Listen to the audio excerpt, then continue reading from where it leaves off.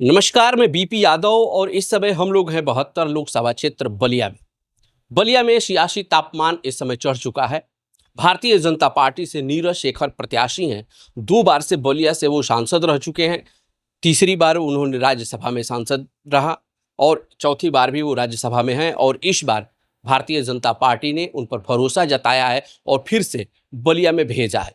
हमारे साथ बात करने के लिए उत्कर्ष सिंह बिट्टू जी हैं, भारतीय जनता पार्टी के युवा नेता हैं। हम उनसे जानने की कोशिश करेंगे कि बलिया में इस बार क्या चुनावी फिजा है और किस मुद्दे पर भारतीय जनता पार्टी यहाँ पर दमदारी के साथ चुनाव लड़ रही है।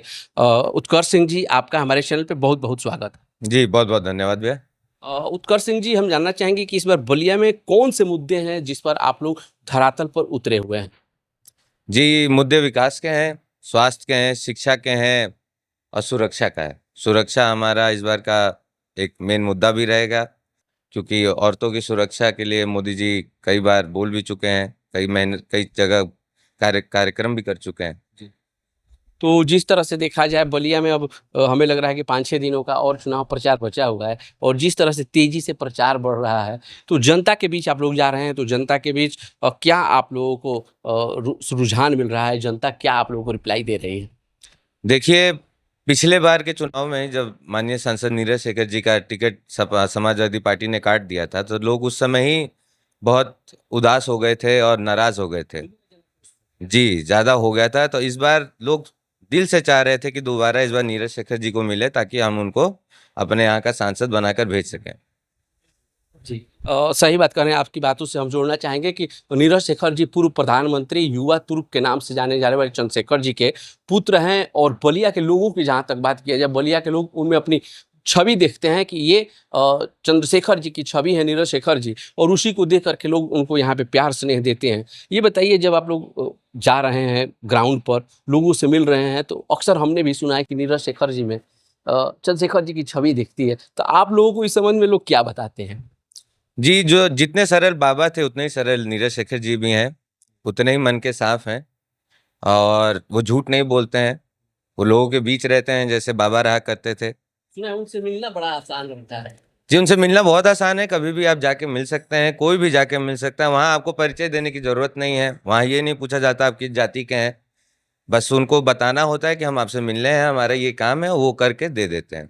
वो राज्यसभा सांसद भी रहे, तभी भी उन्होंने ज़्यादा से ज़्यादा समय अपना बलिया में दिया, लोगों के बीच में रह के दिया है, उनका काम करके दिया है। तो जहाँ तक देखा जाए विपक्ष की बात किया जाए, तो विपक्ष लगातार नीरज शेखर जी पे हमलावर रहा है कि 20 वर्षों में नीरज शेखर जी बलिया के लिए कुछ नहीं कर पाए।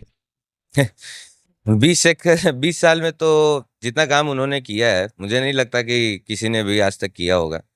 हमारा विश्वविद्यालय है, ये हमारे परिवार की ही देन है, उन्हीं की देन है, उन्होंने ही सपा सरकार में करके करवाया था। जी, जी, जी, जी। उन्होंने कई सब स्टेशन बनवाए हैं, बिजली की व्यवस्था उन्होंने अच्छी करवाई है, हॉस्पिटल बनवाए हैं, हमारा इमरजेंसी हॉस्पिटल है, महिला हॉस्पिटल है, जो बाबा के नाम पे खुला है, उन्होंने ही बनवाया है। अब सपा में बना है कि भाजपा में बना, लेकिन बनाने वाले वही हैं। जी, कार्य उनका है, कई रोडें बनवाई हैं, कई पुल बनवाए हैं। हमारे यहाँ सागर पाली के भाई बैठे हैं, उनसे पूछ लीजिए, उनके यहाँ का पुल उन्होंने बनवाया है, जिससे इतनी लोगों को सुविधा मिली है। नहीं तो पहले बोट से जाना पड़ता था, अब आप आराम से गाड़ी से जा सकते हैं। कई कार्य उन्होंने किए हैं और उन्होंने ये भी बोला है कि चुनाव बाद मैं प्रेस कॉन्फ्रेंस रखूंगा और सारे काम लोगों को बताऊंगा। जी, हमारे परिवार में सबसे बड़ी चीज़ है कि हम काम करके गिनाने में विश्वास नहीं रखते हैं। चाहे वो मेरे पिता हो, चाहे नीरज शेखर जी हो, कभी भी आपने उन्होंने किसी अपने काम का शिलान्यास करते हुए नहीं देखा होगा, क्योंकि हम काम करने में विश्वास रखते हैं, दिखावे में नहीं। और पूर्व प्रधानमंत्री चंद्रशेखर जी कहते थे कि जब हमारा देश विकसित होगा, जब गांव विकसित होगा, तो मेरा जिला भी उसी के साथ साथ विकसित हो जाएगा, और यही सोच लेके वो चलते थे। कभी वो ये नहीं कहते थे कि बलिया में ये चीज़ कर दूं, वो कहते थे कि कहीं भी करूंगा तो बलिया उससे जरूर प्रभावित होगा। यहाँ देखा जाए, एक तरह से धरातल की बात किया जाए, तो इस समय समाजवादी पार्टी से सनातन पांडे जी हैं, बीजेपी से नीरज शेखर जी हैं। दोनों लोगों में आमने सामने का मुकाबला है, उसमें कोई शक नहीं है। सपा अक्सर आरोप लगा रही है कि नीरज शेखर जी के साथ जो ब्राह्मण समाज है वो नहीं जुट रहा है और वो हमारे साथ आ रहा है, और इस पे वो ब्राह्मण कार्ड खेल रही है। आप क्या सोचते हैं उत्कर्ष सिंह जी? देखिए, ये सब लोगों को झूठ बोलकर अपनी तरफ खींचने का तरीका है।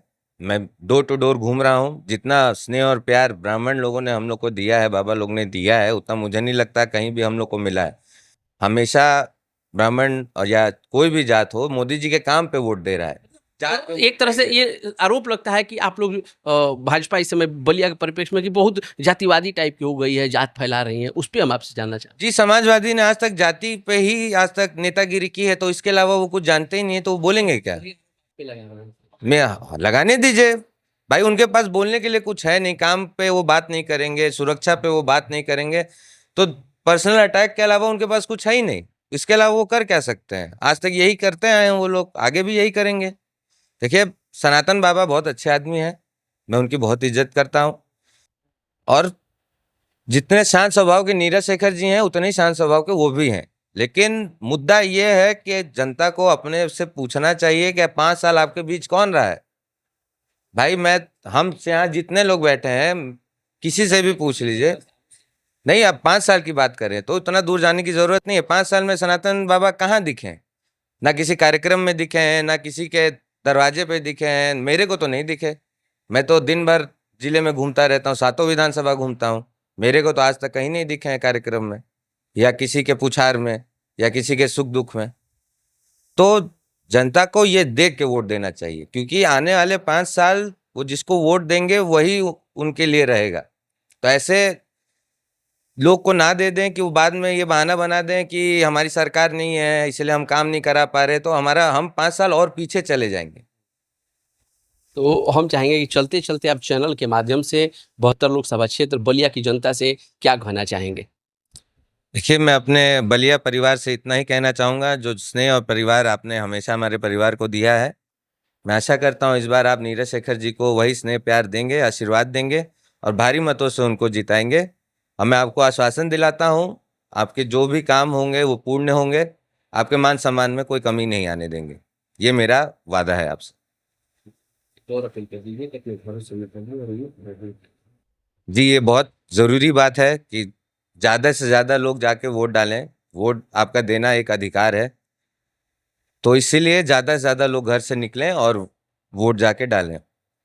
जी, धन्यवाद। तो ये थे उत्कर्ष सिंह जी बिट्टू जी, जो बलिया की राजनीति पर तमाम बातें बता रहे थे, किस तरह से गिना रहे थे कि नीरज शेखर ने लगातार बलिया में रहकर शुरू से अब तक, जब से वो राजनीति में कदम रखे हैं, लगातार यहाँ के लोगों से संपर्क बनाए हुए हैं और यहाँ के लोगों के सुख दुख में हमेशा वो शामिल होते रहे। अब आगे 1 तारीख को वोट होने वाला है, ये बलिया की जनता डिसाइड करेगी किसे अपना प्रतिनिधि चुनना है। इसके साथ ही आप लोगों से मेरा भी निवेदन है कि अपने घरों से वोट डालने के लिए ज़रूर निकले, जो आपको पसंद हो उसे वोट दें, लेकिन वोट ज़रूर दें।